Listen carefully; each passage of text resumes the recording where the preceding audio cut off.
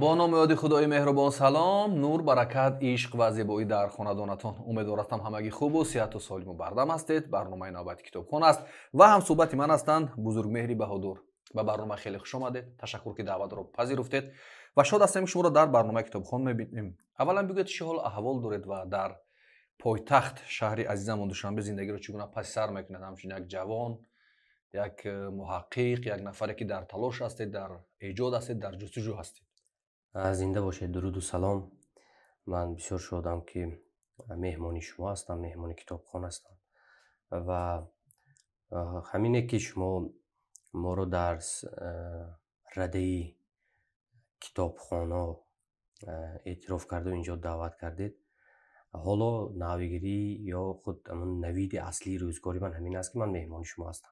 دیگر زندگی میدونید این غمی شرط نیست که درباره غمی نان و پیاز صحبت کنیم. دیگر اونا همش چیزایی هستند که نمیشود مرد از اونها بگوید و مرد از اونها بنالد. مهم که حالا ما در اینجا هستیم و موضوع صحبت ما تمامی اون شکست و ریخت اجتماعی خودمان رو پس سر میگذاریم. امروز با یک افتخار درباره کتاب صحبت میکنیم، درباره یک ملتی که صاحب کتاب است صحبت میکنیم. سلام داشته، ولی یک جمله گفتید، یک کلمه گفتید، کلمه مرد.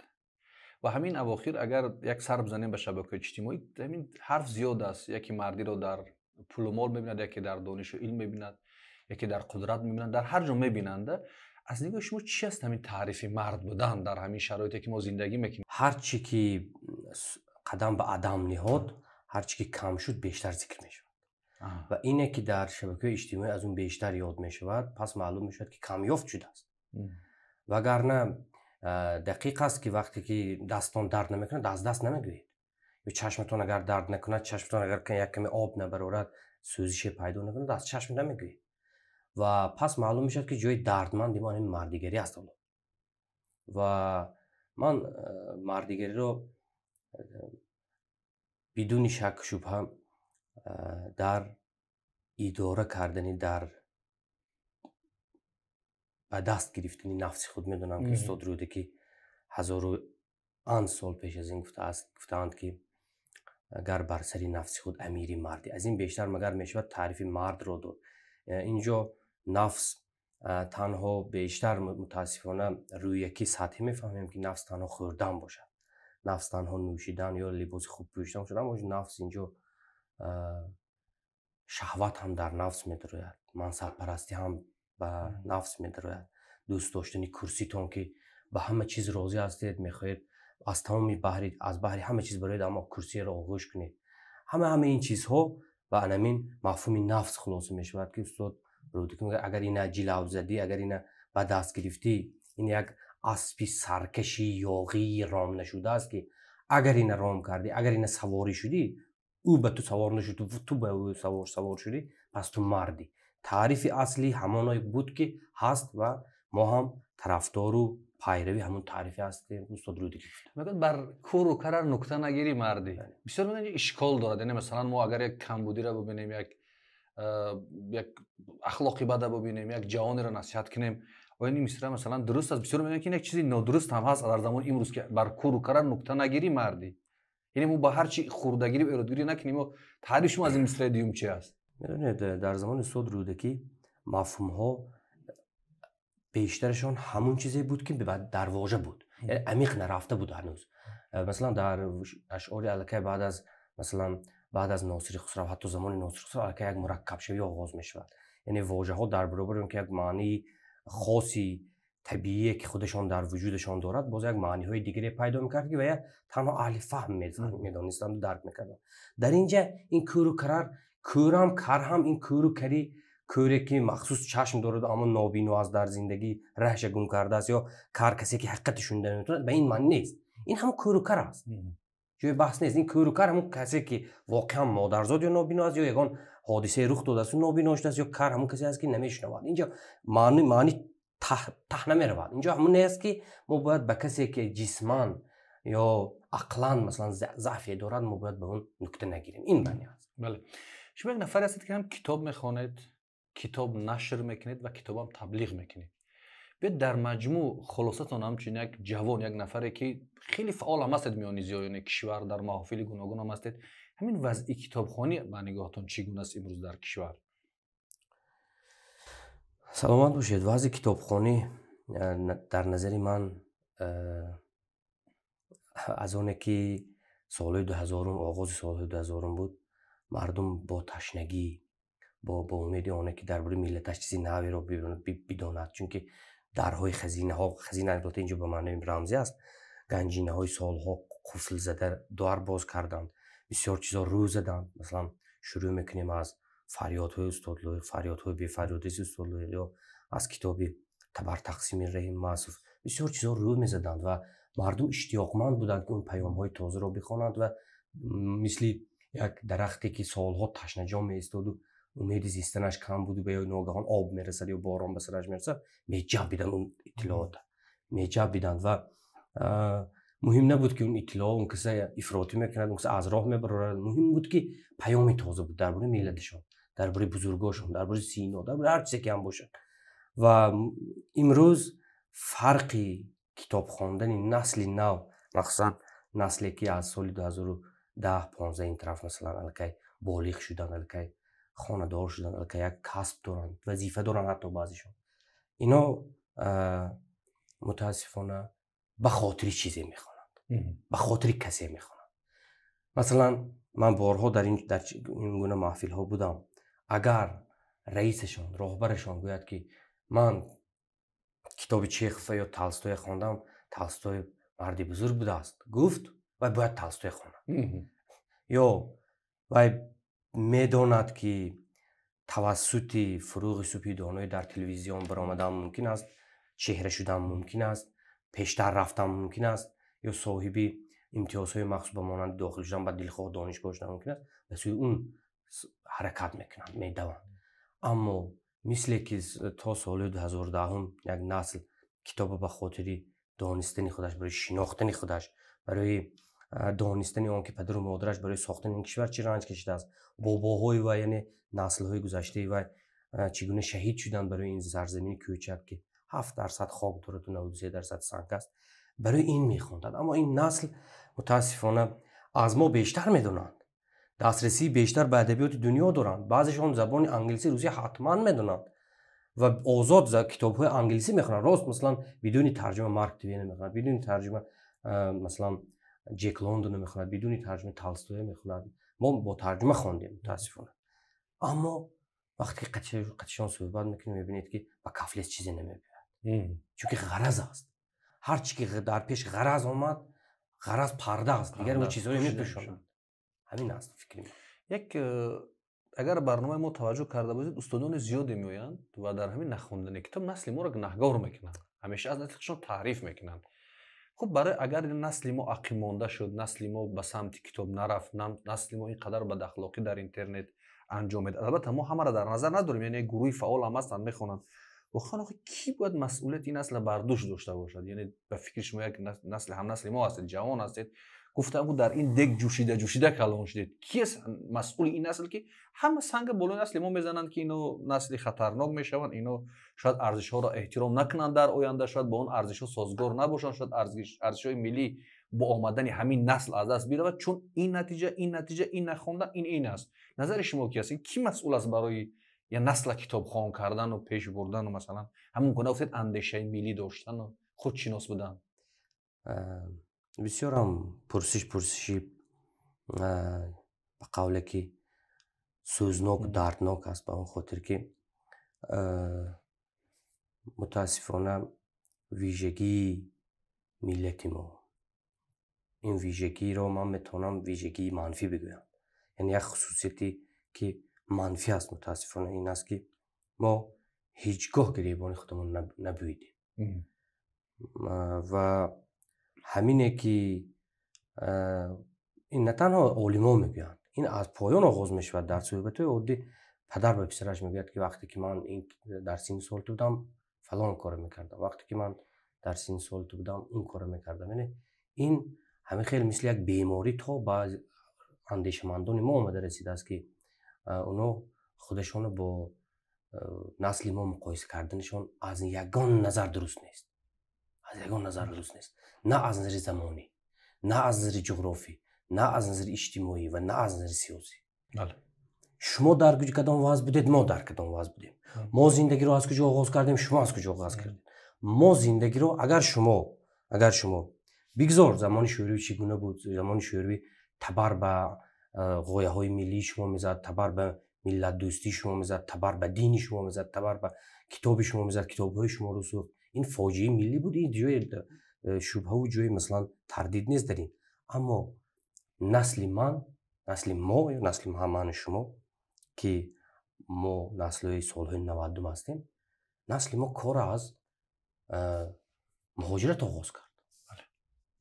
نسل ما، من یاد دارم 18 پسر بودیم در گروه ما، 18 پسر، 9 پسر در صنف A، 9 پسر در صنف B بودیم. 18 پسر بودیم. حتی من هم اندیشه رفتم به مهاجرت داشتم و اینه که کودک، یک جوان، یک نسل نو با اندیشه بزرگ با اونه که من میسازم گوید، من برای خودم یک روزگاری آباد میکنم، من برای خودم خانه میسازم، کتابخانه میسازم، فرزندانم رو و برای فرزندانم بهترین زبانهای دنیا رو میآموزم، فرزندانم بذار دنیا رو ببینم، من باید دنیا رو ببینم. این اندیشه ها از فرسخ خود دور بود. اما اون نسل اندیشه داشتن و این امکانات هم داشتن. معلم عادی در ساحل بحر سیاه استراحت میکرد، از طرف وزارت معارف مخصوص امتیاز بود، میرفتن استراحت میکردن. چیخل شما چگونه میتونید من یک آموزگار جوان سالهای 90، من یک ایجادکار سالهای 90 با ایجادکار همسنگری مثلا استاد لایق مقایسه میکنید. بعد از استاد لایق هم با استاد گل نظر، استاد کمال و اینها که نظر دیگری هستن، با اینا چگونه مقایسه میکنید؟ مثلا وقتی که شما در تمام دیگر فضا بودید، دیگر شرایط داشتید و استادای شما اگر دقیق‌تر بگیم پیروی شما پیروی همه دانشمند و سال دیده و داننده خط پارسی و دست خط خوان بودن، پیروی ما کی بودن؟ ما باید این چیزهای مقایسه کنیم. این اصلا درست نیست مقایسه اونها. من شخصا متاسفانه این عجیب که بسیار یک گره عجیب شدید که مقایسه نسل نو اندیشمندو با نسل کهنی، با نسل کهنسالتر اندیشمندو نه تنها در این مقایسه است، مقایسه در عالم‌ها هم هست. مثلا فن‌های دقیق ما بودیم، مثلا زمانش سینا این خیلی این فقط برای اندیشمندان ساحه‌های سخنشناسی دعوی ندارد، مخصوص نیست، ویژه نیست، بلکه برای تمامی ساحه‌ها که مقایسه است به جای اون که راه نشان داده شود، به جای اون که ما میدونید اگر تلخ باشد هم میگم که ما کسانی هستیم که بی راه بلد برابر آمدیم، به پیر و مرشد هم ما کسانی هستیم که بدون چراغ برابر آمدیم، ما به نور چشم ما باور کردیم، ما به بینایی چشم خود ما باور کرد برآمدیم. برای ما در پیش ما یگان چراغ، یگان فانوس، یگان کس داشته نرفت که ما راه بینیم. ما از اون آدم ها هستیم که ما اگر اشتباه کنیم اونها باید نه تنها تمسخر کنند، نه تنها نیشخند زنند، بلکه گریه کنند و اصلاح کنند. گریسته باید اصلاح کنند. من نمیگم که ما همه کاملیم. وقتی که ما خودمون این جاده یافتیم، اون جاده خطرناک بود، دور و دراز بود، میتونست جاده مثلا 1 فرسخ رویم به ما مقصود رسیم، اما ما با جاده 10 فرسخ میرسیم به اون مقصود. اونا در این حالت میتونن خواندن، چون اونا میدونن که 1 فرسخ است اون مقصود، اما اونا باید خواندن، اونا باید بگن که این بار به این هدفت به این دوری رسیدی، این بار من این راه است باید بگم و گریسته، اما به حال ما باید بگیرید. چرا این سوال دادم؟ ببینید وقتی شما میبینید در این برنامه یک نفر دیگه میگه اندیشه میگه که خب نظر من همین است، یا که یک کتاب معرفی میکنه، بعد زیر شروع میشود این سفسطه است، این دروغ است، این خیلی است، این خودش هیچ چیز نمیفهمه. چرا مثلا ما گفته اون هم ما بلاگی رو جامعه را در نظر ندارم، مخصوصا گروهی که دانشمند است، بعد این جمله می نویسه، حتی هم جمله‌ای که میخواد ایراد بگیرد غلط می نویسد، یا که همین شرحی که بهش مناسب غلط می نویسد. یعنی چرا گروه پیدا نمیشن بگن که بیا اینا با آموزیم، مثلا همین دردی بزرگمهری بهادر همین است، درد کتابخوان همین است، دردی فلان، بیا اینا با آموزیم که اگر تطبیق شود چی میشود، اگر این اندیشه وارد جامعه شود چی میشود. چرا آرامانه نمیتونیم در همین صحیفه‌های شبکه‌های اجتماعی بشینیم گفتگو کنیم، دو تاجیک با هم صحبت کنیم، دو تاجیک بشینیم با هم مشکلی بیام، یا یک گروه موضوعیم همه چیزا میدونیم، یک گروه دیگه بود از صحنه حذف شویم من چیزی رو نمیدونیم، و میشینه یک آدمی که بیچاره موی سرش سفید است در تحقیق میگه هیچ چیز نمیفهمه. میگه این اصلا خبر ندارد. یک آدمی که در هم سوهای خود شما باور کنید در همین منبر یک نفر بیارید که درباره نانو تکنولوژی گپ زند، درباره ادبیات گپ زند، درباره تاریخ گپ زند، یا جمله قطعی میرسه میگه هیچ نمیدوند. همین از کجا در همین خاراکتری ملی ما بود یا این نو پیدا شد؟ این چی بیماری است؟ و چرا ما همین خیلیم کلان و معدهمون که همیشه با جایی که بچینیم تحلیل کنیم، جستجو کنیم، همه چیز نظر منفی داریم و این منفی نگری بیشتر میشه روز به روز. برای چی؟ میدونید من هنوز بخشش من چون سوال برای شما دادم، شما تحقیق هم کردید در این تاجیکا دور سر این کتابو میبینم. من همین به خاطر همین سوالات دادم که یعنی در خاراکتر ملی ما بود این چیزی که این نو پیدا شد و چرا این خیلی از این زمینه هاش از تاریخ نامه ها میبینیم که بوده است. بوده است، یعنی که همه را هیچ دانستن بوده است. مثلا همین هیچ زیبار هیچ بار هیچ از هیچ به هیچ پیچیدن بوده است. مثلا میبینیم مثال عادی ترین همین نیست که چنگیز خونخواره که جهان سرازیر کرده است، جهان به خون خاکستر کشیده است، آدمانش به اوترار میبیارد و از اوترار آگاهی نامه میفرستد که اونا همه جاسوس بودن، اونا همه نماینده‌های نظامی چنگیز بودن. پیام میرساند که سوداگرای بزرگ و تاجرای بزرگی چنگیز آمده است، میخواهند در آسیای مرکزی و دورارو سودا بکنن، در تجارتشون کنن برای امانت. اما ما چیکار کردیم؟ ما همه اونها رو به قصر دعوت کردیم یا به همون جای شاه دعوت کردیم، همه را سر زدند و به کجا فرستادن؟ به خود چنگیز.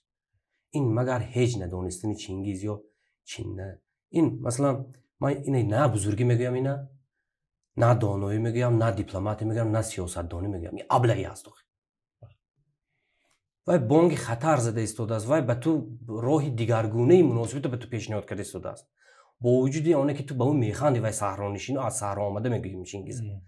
یکی وای به تو پیشنهاد کرده ایستاده است که یک بار اینا درویند وضع آموزند یا که تو با اینا صحبت کن، تو اینا درک کن که اینا سوداگرن، جاسوسن یا نظامیان، به جای اون که بونا صحبت کنی سری همه بزنی بعد چنگیز بفرستی، در حالی که قدرت نظامی خودت میدونی که هیچ است. میدونی که تو یگان یراقی به قول مدرن نداری، تو یگان لشکری بیشماری مثل چنگیز میرو ملخ بری نداری که تو با برابری و بجنگی. تو شنیده ایستاده ای، سفیرای تو نماینده تو گفتی است که مثل میرو ملخ ضبط کرده است آمده ایستادن و گیاه است، درخت است، زن است، کودک است، از یک طرف سر زده آمده ایستادن. تو دانستی ایستاده که پای هر جایی پای وای رسید از اون از دریا دود میبرد.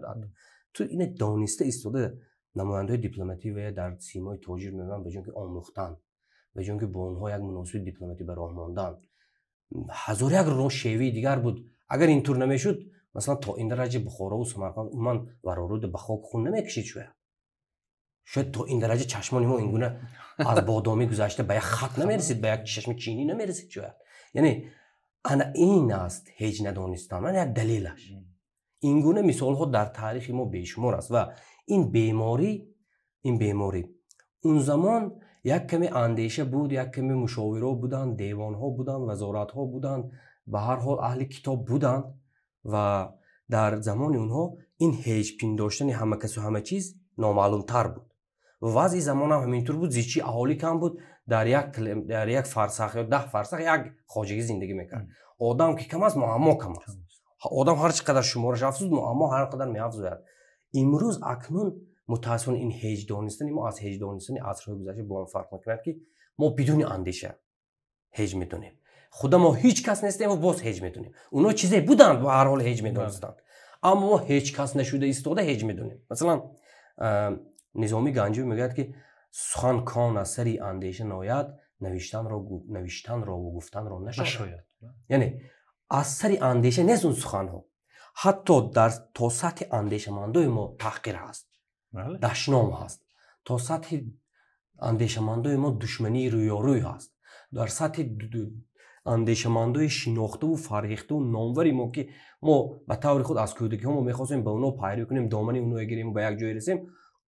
بعد وقتی که در صحبت اونا میشینی، وقتی که میبینی که اونا هنوز از دایره محل نبرآمدن، میبخشید.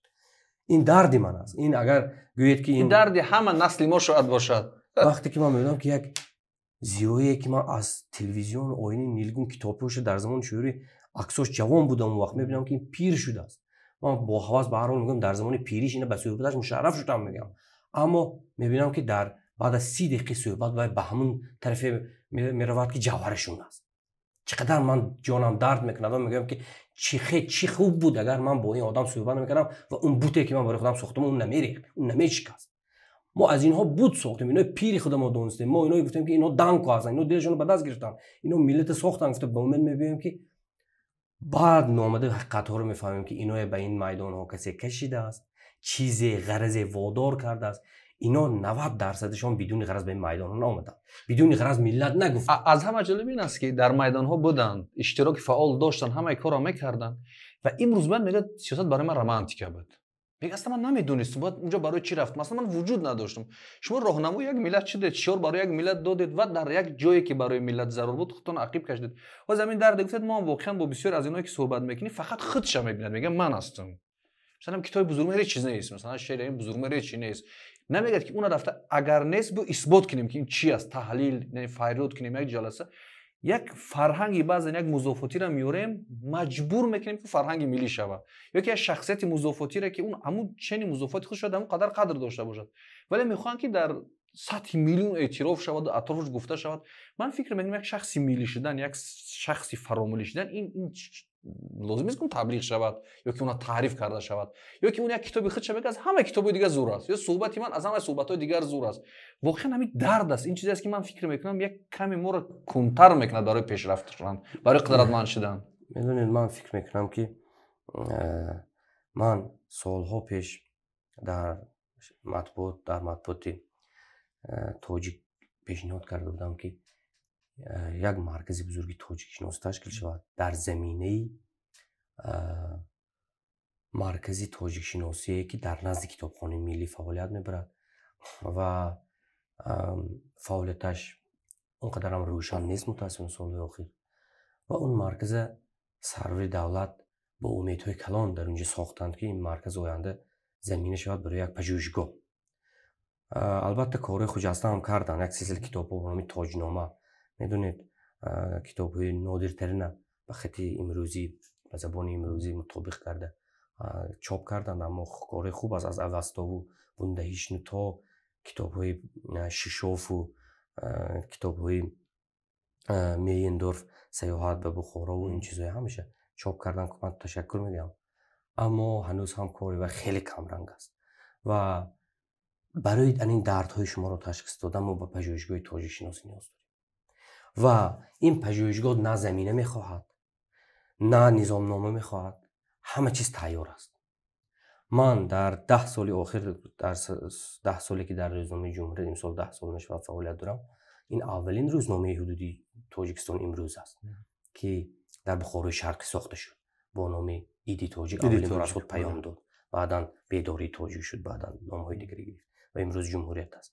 10 سال فعالیت بردم و در دام 10 سال این کتاب اول همش در جمهوریت چاپ شد. از این مجموعه مقاله است 40 مقاله بنده را فرا میگیرد. شروع میشود از یک دیپلمات انگلیس که در افغانستان همزمان در هندوستان همزمان از نام شاهیگری انگلیس فعالیت میبرد و در برابری دیپلمات بودن، البته جاسوس بود. نامش الفینستون. اولین کسی از الفینستون که البته یگان سرچشمه دیگر اگر پیدا نشود، الفینستون اولین کسی است که یک رساله کوچک در بین یک کتاب کلانش یک رساله یک باب علاوه دارد با نام تاجیکان البته به زبان انگلیسی است، بعدا به فارسی ترجمه شده است.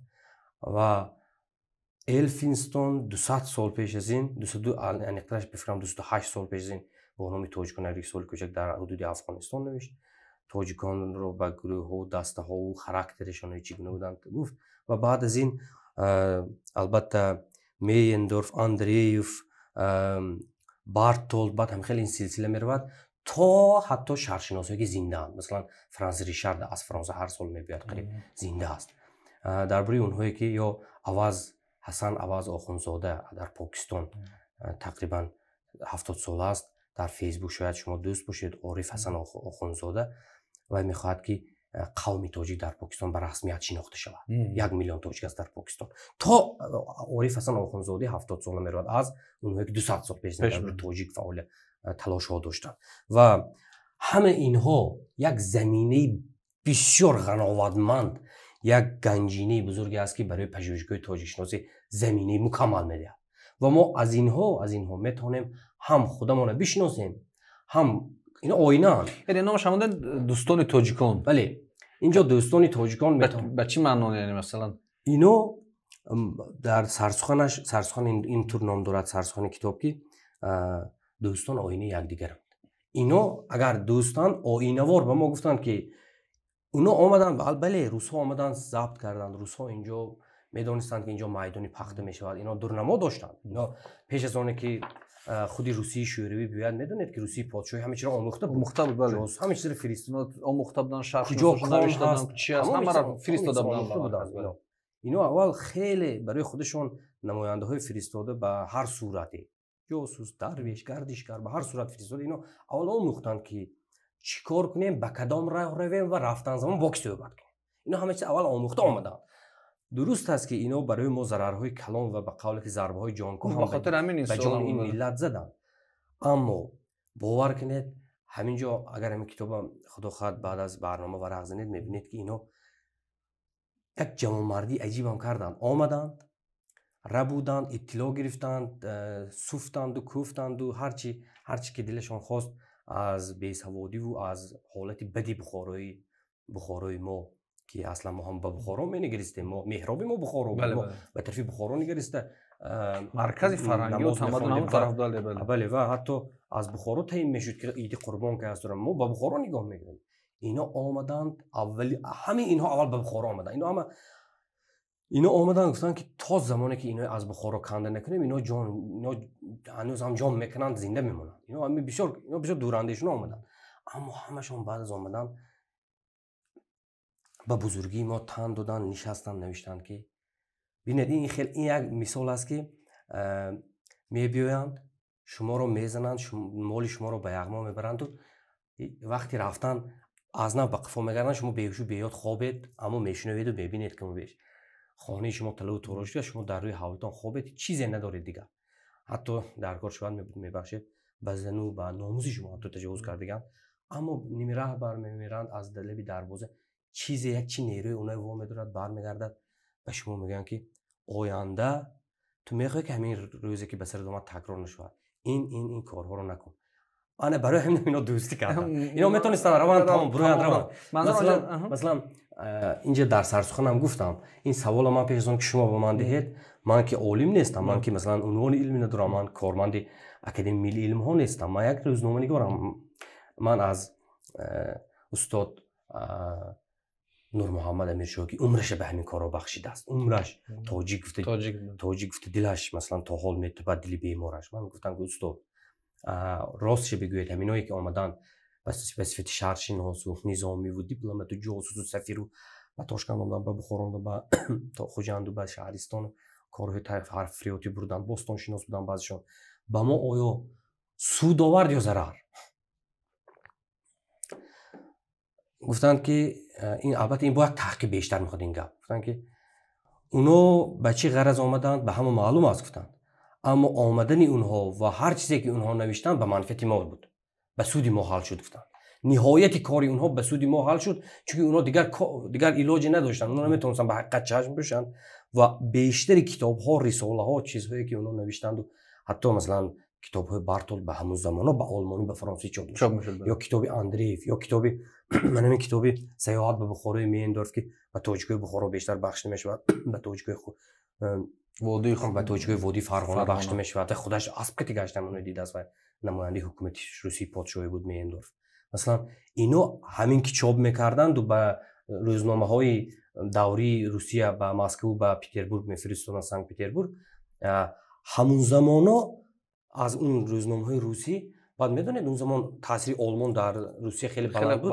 حتی روزنامه های آلمانی بود زود به جهان اروپا میرفت که تاجیک چی بود. اینا خدمات خیلی نقص کرده برای شناساندن ما. و گپی استاد نور محمد امیرشاه در اینجا صدق می‌یابد که واقعا آمدن اینها در برابر ضررهای کلان همزمان در نهایت به سودی معنوی ما با انجام یافت، به سودی مادی ما نه. چقدر تلوی ما رو بردن، چقدر قصر و دیواری ما رو. درباره معنوی گفتید همون وقت هم یک گروه تاجیک‌ها با آلمان خوندنی رفتن. بعد یک سوال من این بود که شما از شیشوف و اینا یادآور شدید، اونا در برابر اینکه از تاجیک اعتراف میکنن ملت، کمبودی‌های ما رو هم میگن ما چی کمبودی‌ها داشتیم. سوال من این است که چرا مثلا مین بعد در زمان استقلال مین بعد محققان ما همون کمبودی‌ها رو ناآموخته، هضم نکرده، بحث نکرده، یعنی از همون دست کشیده یک نسل خوبتر تربیت میکردن میرفتن. ما اونا رو کمی پنهان کردیم، همیشه همین ما صاحب تمدن، ما صاحب کتاب رفتیم، ولی کمبودی هم خصلت‌ها با ما آمدن. فکر می‌کنید چرا ما نخواستیم که همون کمبودی ها رو بیایم اصلاح کنیم؟ یعنی اصلا شیشیف اومد گفت که این خاراکتر را دارن، این خاراکترشون خوب نیست، این خاراکترشون خوب است. ما چیزایی که خوبه گفتن درباره خودمون گرفتیم، کتاب کردیم، روزنامه کردیم، مجله کردیم، ولی چرا چیزای منفی را بسیار ملت سر این کار میکنن؟ چرا نکردیم سر این تحقیق نکردیم؟ میدونید یک روحی تنبلی داریم که ما کاهلی الکترش. من برای اون که درباره شما رو چی نه زدن، چی نیش زدن، چی نوشی گفتن درباره شما، با قولی که درباره تاجیک چی نوش باد گفته شد و در کجا با ما نیشخند زدن. برای اون که از این کتابی تقریبا 250 صفحه عذاب کشیده به قوله، این البته این ویا لطف است، عذاب کشیده اون نجویان. من از همین کتاب همه گپ‌های در اینجا جمع کردم. من همین سال دوم که اینجا مثلا دوستان اعتراف تاجیک اینجا بعضی دوستان ما حتی روبرو در من در سری یک پیاله چای ایراد گفتن که تو این نام کتاب اعتراف تاجیک ما گذاشته، اما در داخل تنقید تاجیک است. خب و طرف‌های منفی ما هم، یعنی که به خاطر ما هم سنگ میاندازن. این اعتراف تاجیک به نام به خودی ذات کتاب یک کمی موافق نیست. اما اعتراف متاسفانه از خودی دایره واژه اعتراف که تعریف است، تعریف فقط به ما تعریف تحسین میفهمیم، حالا که تعریف تحسین نیست. تعریف مثلا ببینید، من میگم که همین ظرف چگونه شکل دارد، من میگم که این شکل همین ظرف مثلا دهانش دور شکل میگم، این یک تعریفی هندسی میشود، هندسوی میشود که من اینو میدونم که این دور شکل است. تعریف دادن یعنی شناختن همین است. یعنی این اعتراف، ما اگر میتونستم بگم که آفرین نامه تاجیک، آفرینی تاجیک یا تحسین نامه تاجیک گویم، من اعتراف گفتم. به اون خاطر من خیلی اندیشیدم که نامش چگونه شود. یعنی که تعریف داده شود که ویا دیدند اومدن و به تعریف دادن که تاجیک چی است، درست یا کی است تاجیک کی است، تعریف دادن. برای همین من اعتراف تاجیک، اعتراف به معنای تحسین نیست، اینو برای دوستا بفهمونم.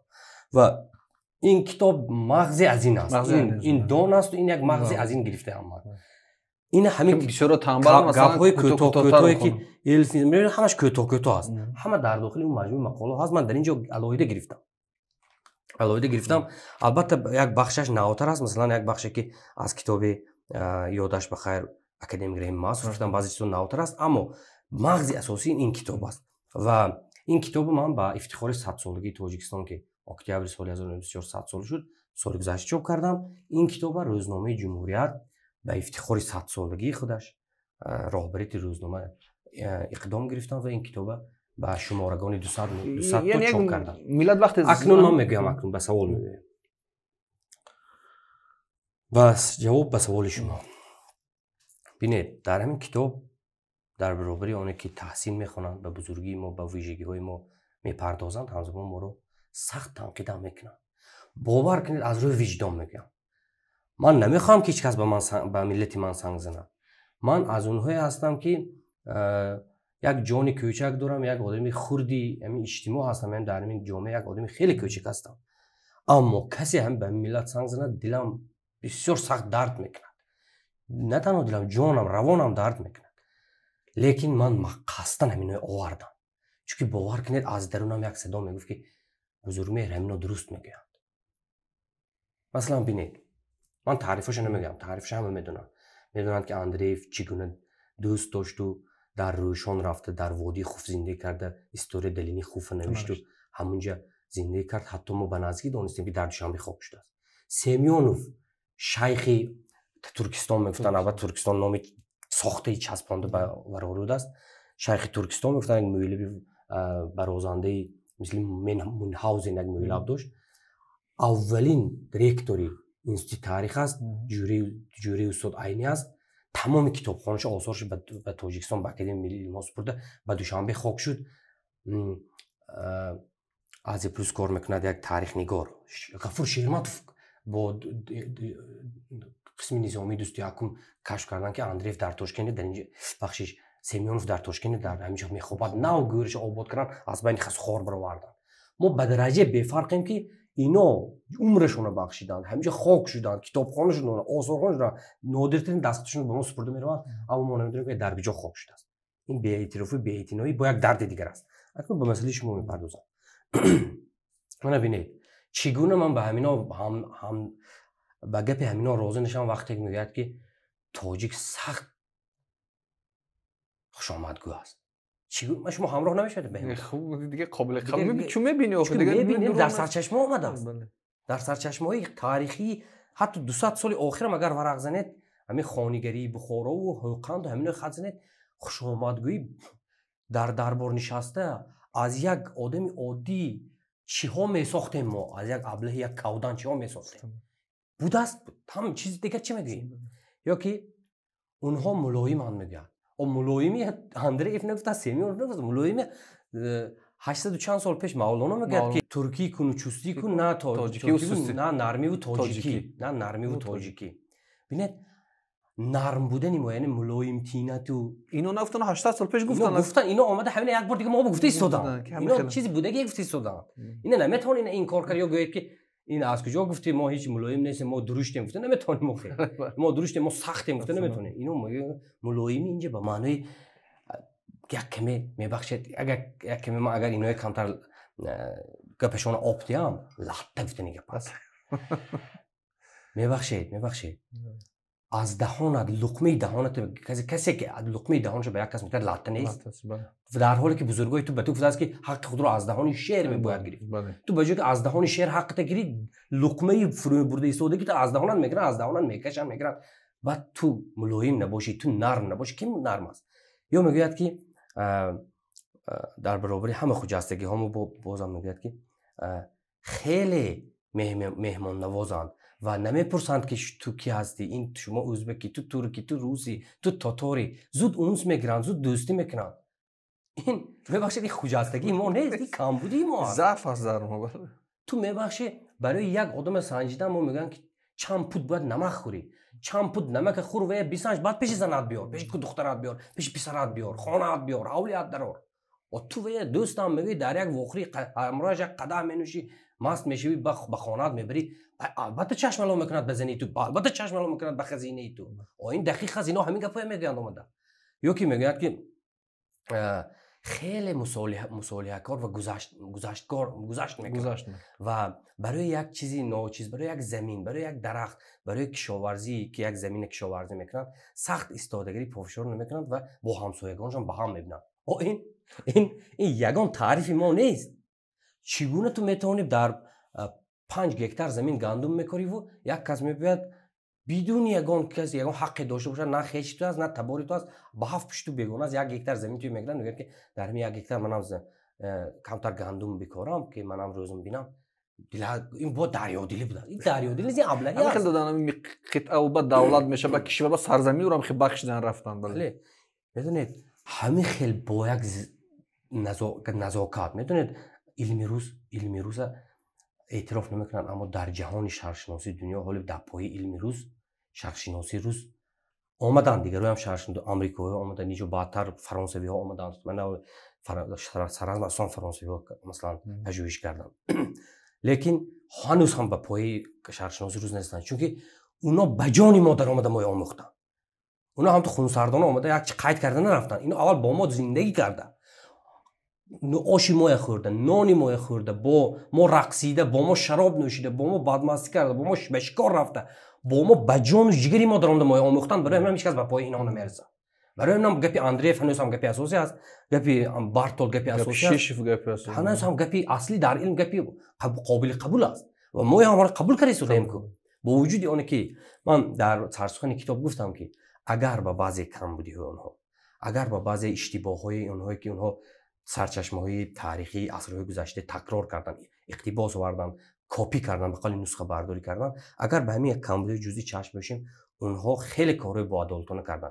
البته مثلا اشتباه اساسی اونها یک اشتباه بسیار کلان اونها این بود که حتی تا به کتاب تاجیکان باجان غفروف این رفته رسید، مثلا از قبیله تی عربی پیدا شدن تاجیک بود.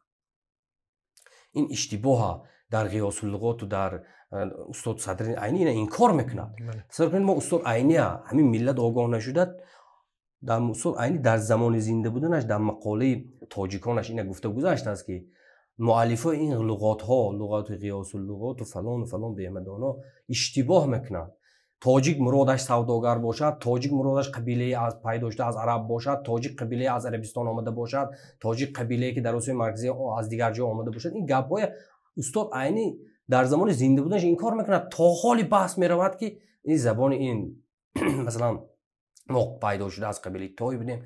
این حتی شرقشناس زنده ریچارد فولز در کتاب تاریخ تاجیکان بخشش تاریخ تاجیکان علامت بیان ایرانیان شرقی که سال 2019 در لندن معرفی شد و همون سال خودش لعلزاد نام یک تاریخ نگار و شرقشناسی افغانستانی که بارها به تایسان مهمان شده، دوستی مجازی من است، اون در سال 2009 همون زمانا به خط فارسی خیلی کتابی با کلان است در افغانستان چاپ کرد. حالا وای زنده است، 70 ساله نیست. ریچارد فولز زنده است، در کانادا به سر میبرد، به تایسان مهمان شده از 2018 یک سال پیش از چاپ کتابش. تصور کنید که ریچارد فولز هم همین گپ اقتباس میبره در کتاب بزرگ. اولین کتاب انگلیسی در جهان شرقشناسی شاگرد ریچارد فرای بود. ریچارد فولز اولین کتاب انگلیسی صرف به زبان انگلیسی ترجمه نیست، صرف راست به زبان انگلیسی نوشته شده است. افتخار ما است.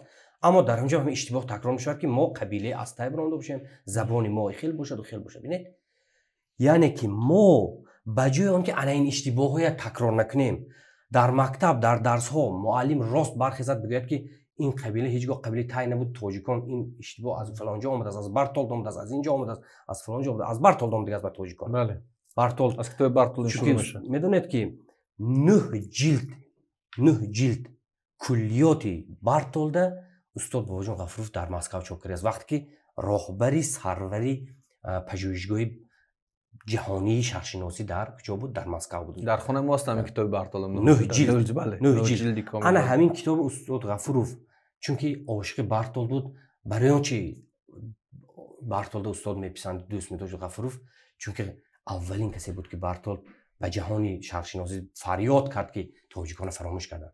انی زبیل تاجیک.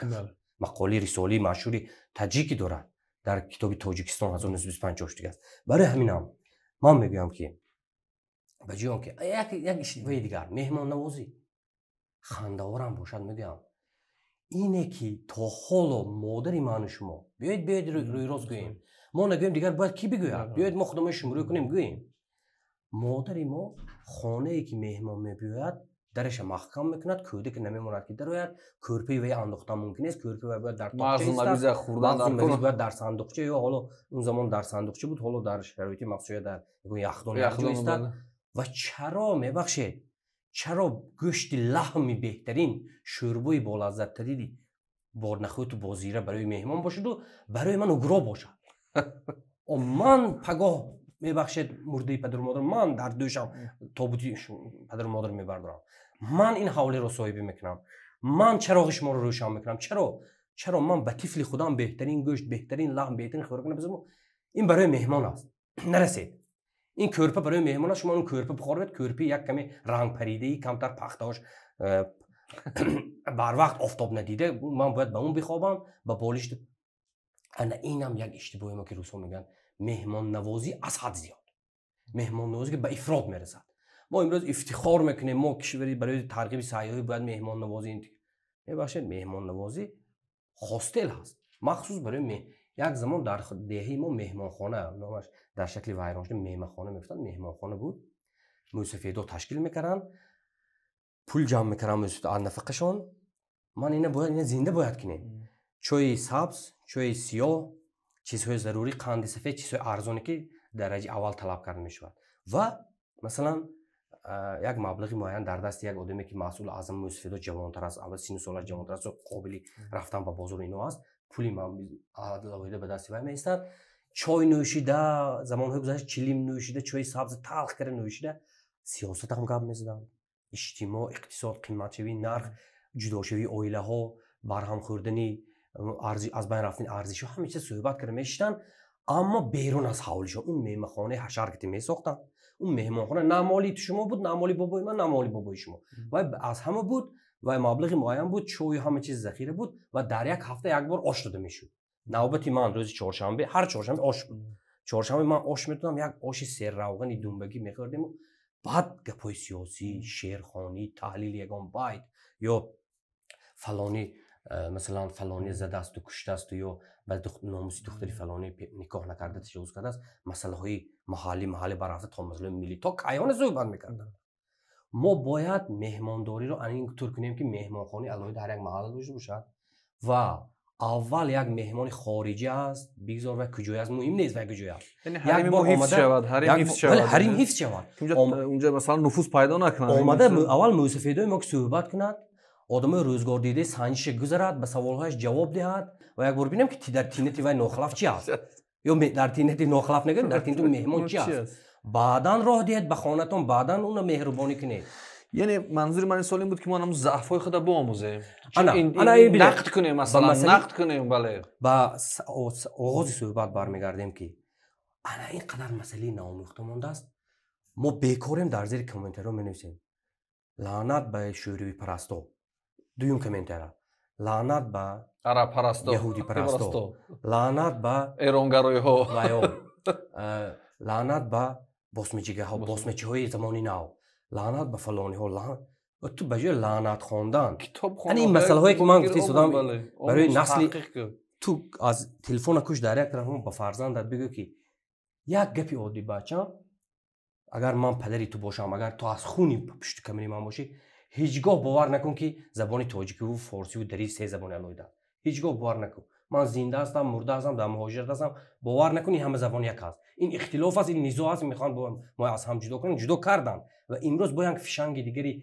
از بدتر جدا کردن، فاصله رو دورتر کردن. این است، باور نکن که اگر همون فرزند تا مردنش اگر فراموش نکند بیاید نام مرا عوض کنید برای من تف کنید.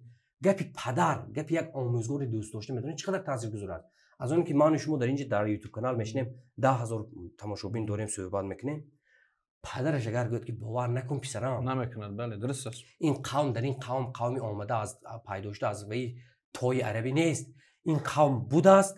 حتی زبان فارسی که افتخار دنیا است، افتخار ایران و افغانستان است، اول در اینجا پیداشته است. ملک شور بهار میگه اینجا پیداشته است، سید نفیسی میگه سرچشمش آسیا و رارود پیدا شده است. میگه زبان همین حقیقت بود. جمله گوید روید رفتم بود نوشی کنید، روید آش کرده در چایخانه شده آش خورید، همین جمله هر روز یک جمله می خطا گفته روید و فرزندش بود دیگه رو دام میشود. ما بجای این گفتن لعنت خانی این کی بود از خودش، این سالای 90 هیچ کی نبود. تو چیکار داری بگذشتی و تو به اندیشه و کار دار باش. بله بعد رفتار او چی میگه، اندیشه او چی است، و از کدام کتاب میگه، از کدام منبع تحقیق گپ شد. ببخشید من احساسش سلامت باشید. واقعا این موضوع یک موضوعی به اندیشه من دردناک است که علمای ما دانشمندان باید بیشتر اینو تحلیل کنند.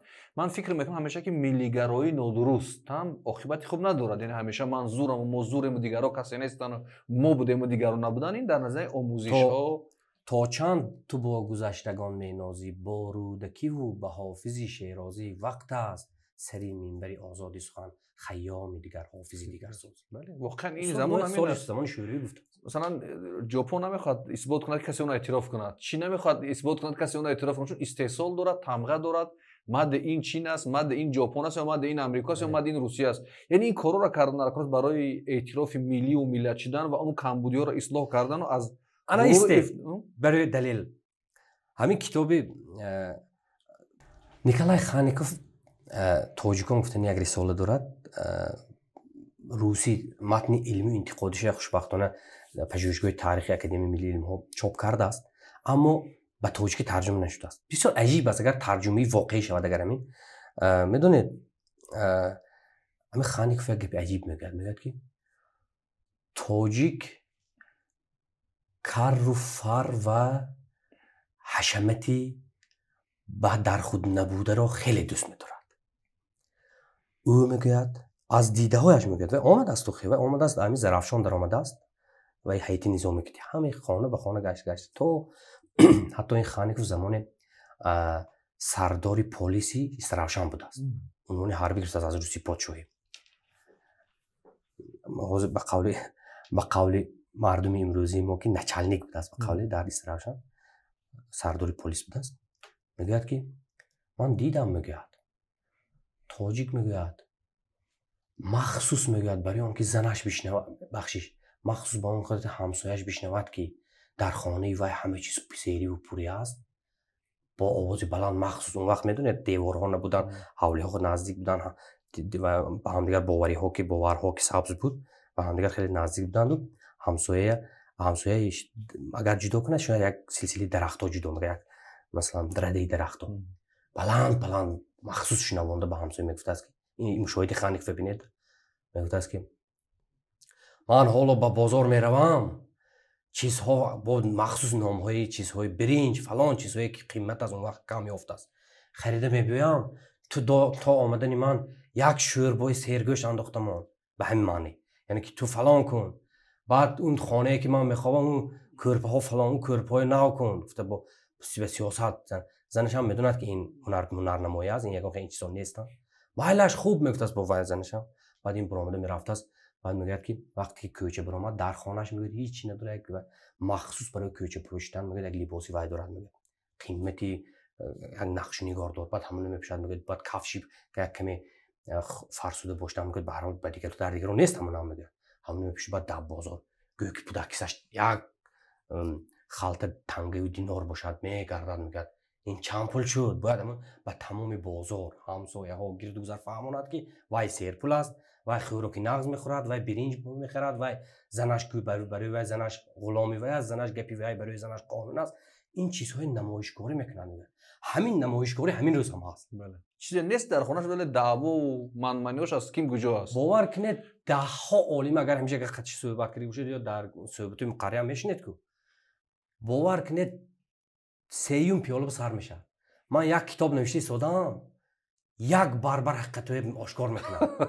من یک رساله یافتم به نزدیکی ترجمه میکنم کنی بعد 5 سال میپرسی کم تا سیرکار شدم. نیست اون رساله دیدگی نیست، اون رساله اون کتاب نیست، یگان خیلی اون غایه نیست، همین گپی پوچ گپی هوا فهمیدید؟ هوا متاسفانه انا این چیزا هم به گپی شما بسیار میخورد که شما از گفتید که ما از گویم از عمل ما از کار ما گپ ما زیادتر است و منمنی ها ما زیادتر است، افتخارمون درست افتخارای پوچ هم خیلی زیاد داریم. و آخرین کتابی که من فکر میکنم یک بحث برانگیز هم شد، این کتاب مجموعه شعرش بود تحت نام تاجیک بودن در این سرا دشوار است. خب ببینیم سوال چرا تاجیک بودن در این سرا دشوار است؟ از نگاه خودتون بگید چرا این گونه نامگذاری کردید کتاب رو؟ سلامت باشید. کتاب تاجیک بودن در این سرا دشوار است. هرگاهی که به دستم میگیرم من نمیدونم که این چی نقص و کمال دارد، درونش چی مغز است یا پوچ است، من نمیدونم، اینو باید بزرگا و اهل دل دانند. اما به دستم میگیرم به من یک نیرو میبخشه این کتاب. یک کتاب از کاغذ است اگر اون طرف بره، و اون خاطر که این آرمان 5 ساله من بود که من با همین نام باید کتاب چاپ میکردم. وقتی که همین شعر با همین نام ایجاد شد، همون زمان در دلم علنگه زد یک آرزو، یک آرمان که همین شعر، این اصلا آغاز شعر نه، این جنبه است، هر یک بند است، این چند بند یک شعر دور دراز است. من بعد برای شما قرائت میکنم. من گفتم که من باید با همین نام کتابی داشته باشم، با وجود اونه که این نام شاید شاعران نیست، با وجود که خیلی طولانی است. نام کتاب باید عادتاً دو جمله دو کلمه یا یک کلمه میشود، خیلی باید برای برجستش نشه، برای گوش خوش صدا دادنش. اما من قصداً همین کار کردم. و اکنون برای چی میگوید تاجیک بودن در این سر و دشوار است؟ بعضی از دوستای من، حتی از نارک یک برادر، خیلی با یک عصبانیت نوشت که تو در تاجیکستان 20 سال زندگی میکنی، تو فلان، و تو چی دشواری دارد در؟ من با او بحث نکردم، چون که وقتی که 3-4 سوال جواب کردیم او برای اون مورد که رو گریستان میکرد با اون بحث جنباز کردم. بعد گفتم که من اگر کسی همین پرسید که همین چی، من باید جواب بدم. حالا پرسید من پاسخ میگم که بعضی از دوستان ما آگاه شدن. سرا اینجا با معنای دنیا است. اینجا ما تنها تاجیکستان در نظر دارم، تاجیکستان یک جزئی این سرا است. چونین است رسمی سرای دروش، گه روی زین و گه زین بر پوش. فردوسی سرای به معنای جهان استفاده میبرد. سرای به معنای به جز اون که معنای قصر و کوشک دارد، همزمان معنای جهان دارد، دنیای سرا میگن. بله، کهنه سرا هم میگن. بله. و کسی که باید این همین مصری ما به گوشش رسید باید داند که تاجیک بودن نه تنها در تاجیکستان که خوشبختانه یگانه کشور با نام تاجیکستان، یگانه سرزمینی که تاجیک اونجا زندگی میکند، یگانه سرزمینی که تاجیک اونجا پرچم دارد، نشان دارد، سرود ملیش میخواند آزادانه، یگانه کشوری که تاجیک اونجا با زبان خودش صحبت میکند، این کشور تاجیکستان است. این یک مسئله است. مسئله دوم، من اینجا تاجیکان ازبکستان هم در نظر دارم. من در شناسنامه کتاب در آغاز کتاب اینو گفتم. تاجیکان ازبکستان، تاجیکان چین، تاجیکان پاکستان و تاجیکان بیشماری که در قرقیزستان، قزاقستان، افغانستان، تاجیکان افغانستان پیش هستند. 46% سروی دولت میگن که 46% تاجیک است. تاجیکای افغانستان در امریکا، من سال 2015 به قرقیزستان سفر داشتم، همراه استاد سیاوش و اینها نشسته بودیم قادرشاه مروت. همون زمان 2015 55,000 تاجیک بود. جمعیت تاجیک‌ها این اطلاع به من داده بود، من آمده نوشته بودم در جمهوریت.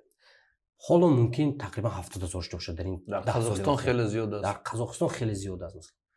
و من گفتم که برادرها، دوستا، هموطنا، من این خطاب من برای اونایی که میدونن نیست، این خطاب برای نسل من است که ای دوستو، تاجیک بودن در دنیا مشکل است. اکنون چرا؟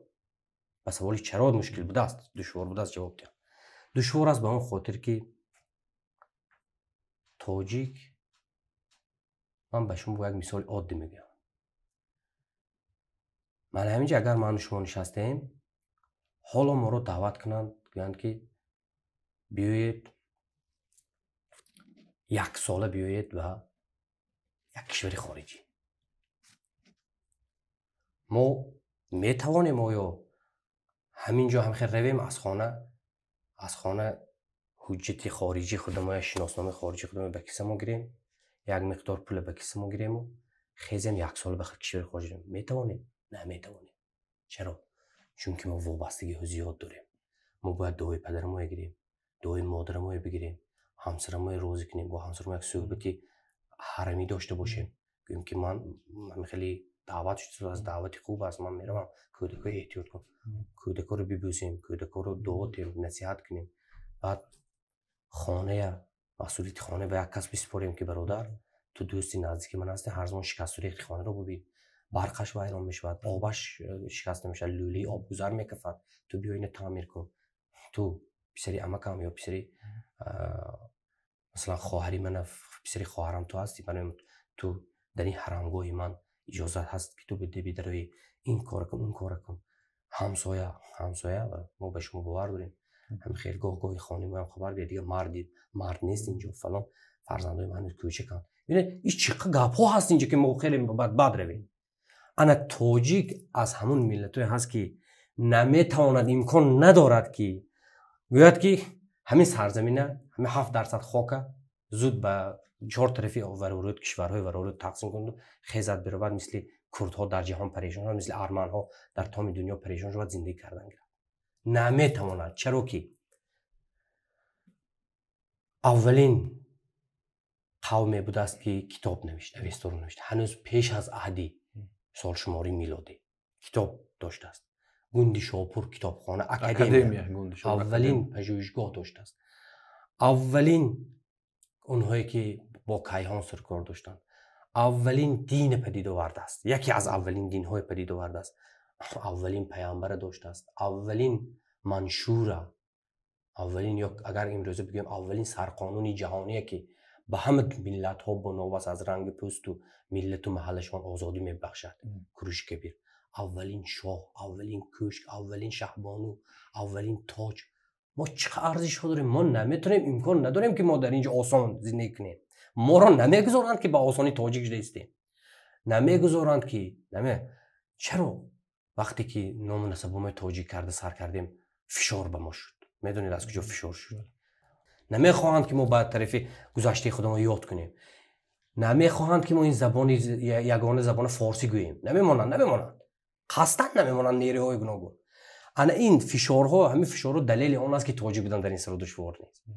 چرا قصداً درباره شما کتاب مینویسند، در انگلیس، در آمریکا کتاب مینویسند، اما حتما در آخر کتاب گپ‌هایی میگویند که تمام همین کتاب باطل میکنند، قصداً میکنند. همه خدمتی کردگیشون در آخر کتاب میبینن. همین اگر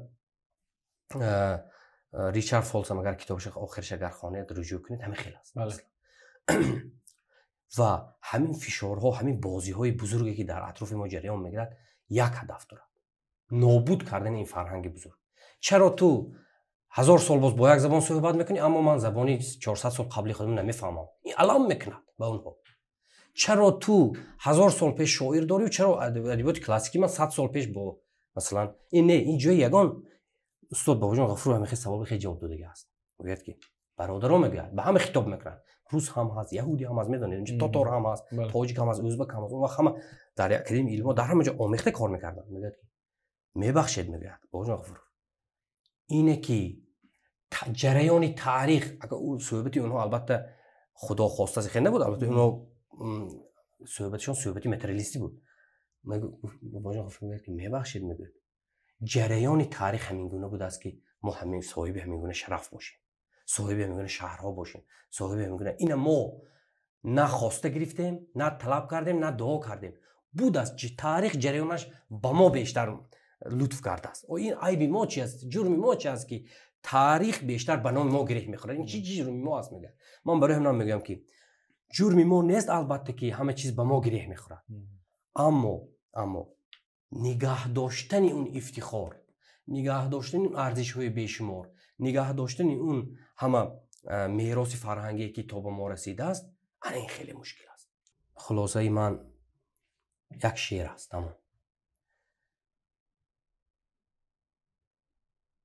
این وطن را ساختن آسان نبود، سوختن بگداختن آسان نبود. این همه آرایش از خون دل است، خانه را پرداختن آسان نبود.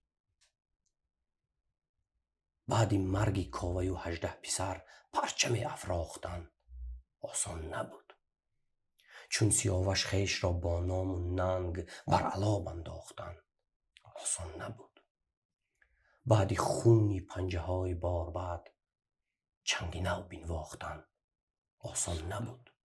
100,000 آثار فرهنگ و هنر، 100,000 آثار فرهنگ و هنر همچو جان باختن آسان نبود.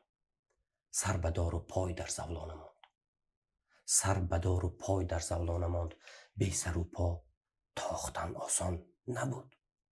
خاکش از اشک نیاگان خرم است، خاکش از خونی نیاگان خرم است. این وطن را ساختن آسان نبود. تشکر زیاد برای بقا، برای قدرت، برای واقعا آنکه تاجیک باشیم و تاجیک بمانیم، بیشتر بخونیم، بیشتر آگاهی داشته باشیم، بیشتر اطلاع داشته باشیم و فراموش نکنیم که دانش قدرت است. بخوانیم، سرفراز باشیم، بیاموزیم، وارسته باشیم. هم صحبت ما بودند بزرگمهری بهادر. بار دیگر با برنامه خوش آمدید.